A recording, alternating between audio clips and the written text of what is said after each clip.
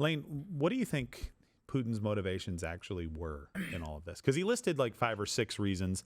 One of his reasons that they never really existed as a country anyway doesn't hold water, because he's like, so should we go back to the 1600 borders for everybody? No, I think it's a combination of two things. I think it's his legacy and his imperialist mindset. He does want to reestablish that Russian empire that Catherine the Great saw the great heights of. That is part of it. That is kind of his personal leader motivation. Yeah. As the head of state, it is, I think, can be explained with like a realist perspective. And it's this thing, just give me 2 seconds to get into it. It's called... It's Wait, like hold on. Is this like a Vladimir Putin 30 Okay, seconds? Putin. Yeah, Or no, it'll be like less than a minute. Okay, I'm just making sure. So in international relations, there's basically realism and liberalism. And this theory that that world leaders and countries operate under realism basically means that security is the number one premise. And offensive realism, which is John Mearsheimer saying the water guy that you hate. You know the water guy that you hate? Yes, I hate him. Yeah. So it's the idea is that a state, to secure themselves, they need to dominate their region. And by doing, you need to dominate your peripheries and have control over them. Yeah. Well, Russia now has the power to do that. They've always wanted to. That's what the Soviet Union did. Now they have the power to do it again. And all these Eastern European states saw this happening. They knew this was going to happen because it's how states behave. Yeah. So that's why they wanted to join NATO.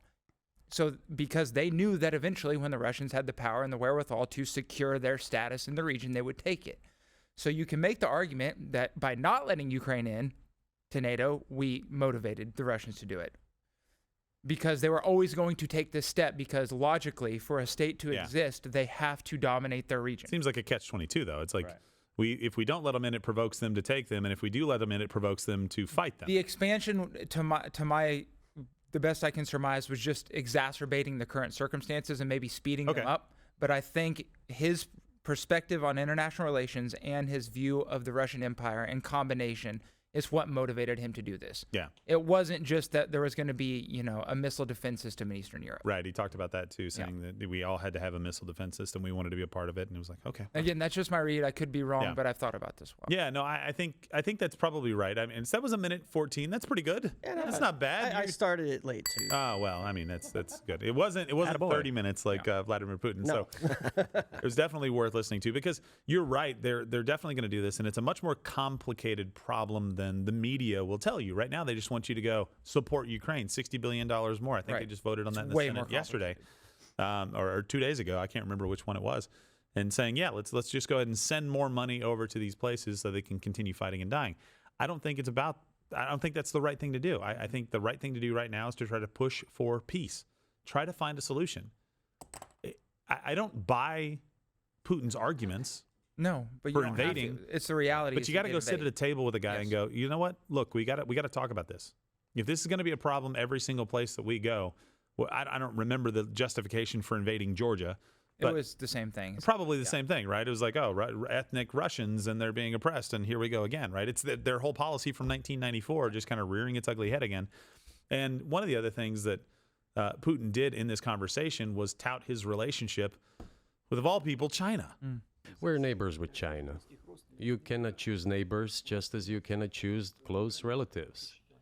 We share a border of 1,000 kilometers with them. This is number one.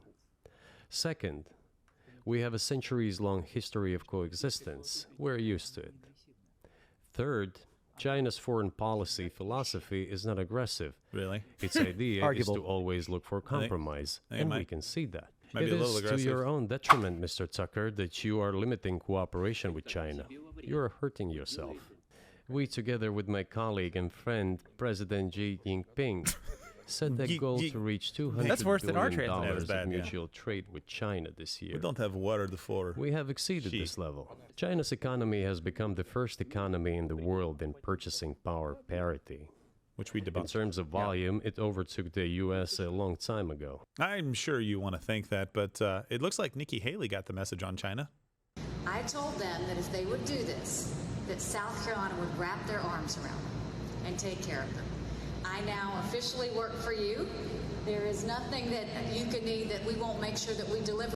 Look, a lot of the claims that he made about China are not necessarily true. He's touting China as this big, grand partner of theirs, and really China would run roughshod over Russia in a heartbeat the moment that they felt like it was time to do so. They would basically take all of your resources in eastern Russia and just say, hey, there's ethnic Chinese there that need to be protected. Yep. You understand that, Russia, don't you?